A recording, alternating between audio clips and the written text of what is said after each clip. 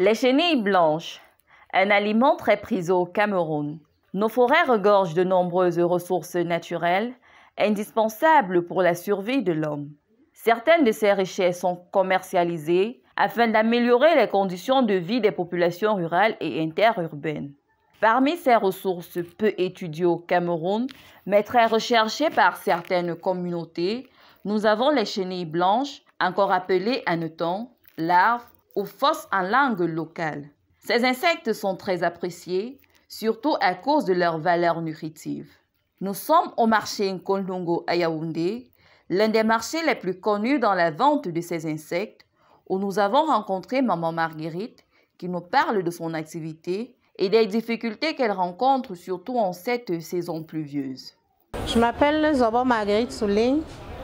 J'exerce au marché Nkondongo depuis plus de 10 ans. Je fais dans les vers blancs, le fosse en général. Bon, en ce temps-ci, nous avons des difficultés pour avoir le fosse parce que c'est la saison pluvieuse et ce n'est non plus la saison du fosse. Le fosse coûte cher maintenant parce que les routes ne sont pas bonnes pour que les livreurs puissent arriver en ville et venir nous livrer. Il y a le fait qu'il n'y en a pas assez. Nous vendons le verre à 2500 et 3000. Pendant la saison, nous le vendons à 1000 francs, 1500, 2000 le gros verre de mesure. Donc maintenant, nous avons des difficultés pour avoir le fosse. Et c'est pour ça que nos livreurs, tels qu'ils sont tracassés en route, et la pluie fait mourir les vers, ils arrivent, ils ne sont pas très en forme. Ils haussent aussi les prix parce que c'est difficile. Le prix du fosse varie entre 2500 francs CFA et 3000 francs CFA le verre, soit le double, voire même le triple du prix initial pendant la saison sèche. Issus du palmier ou du raffia, les chenilles blanches se regroupent en deux grands groupes. Une sorte de fosse, il y a le fosse qui sort dans le raffia. On abat les gros raffias, on extrait le fosse après des jours. Et il y a le fosse qui sort aussi dans le palmier. Deux sortes de fosses, il y a un fosse qu'on abat les gros raffias, on extrait après des jours. Et il y a les petits raffias qui se trouvent dans l'oignon.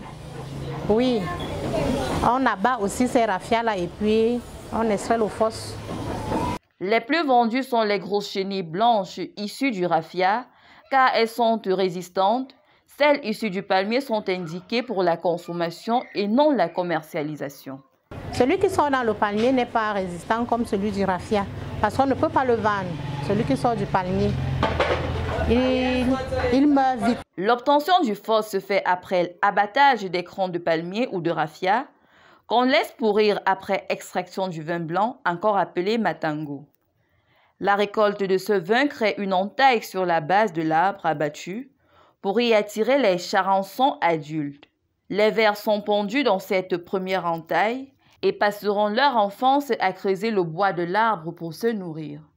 Un mois plus tard, les populations rurales peuvent récupérer ces larves.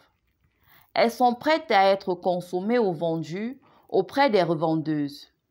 Maman Marguerite nous livre également quelques recettes et comment nettoyer nos chenilles blanches. Par le fosse, on le lave, on le coupe en deux.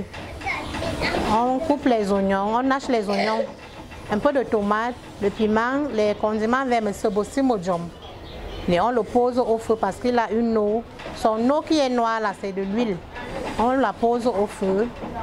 On pose le fosse au feu et lorsqu'il est en train de cuire, puisqu'il va commencer à mijoter, on tourne, l'huile sort et puis quand son huile est sortie, il est cuit. L'huile extraite lors de la préparation est essentielle pour lutter contre le taux de sucre dans l'organisme. Ça a beaucoup de vertus, en ce que je sache, parce que son huile aide beaucoup pour les malades du diabète là. Oui, donc l'huile du fosse n'est pas mauvaise. Et après ces vertus-là, il y a beaucoup, mais je sais seulement que les diabétiques en mangent. On ne leur défend pas cette huile-là. La vente des chenilles blanches au Cameroun est une activité qui, jusqu'à qu'à présent nourrit son ombre. Nous espérons que cette vidéo vous a été utile. Si c'est le cas, dites-le nous en commentaire. Abonnez-vous à notre chaîne Agri TV Web pour ne rien manquer de nos prochaines publications. Comme vous le savez, savoir est le point de départ et agir fait toute la différence. Maintenant que vous savez, place à l'action.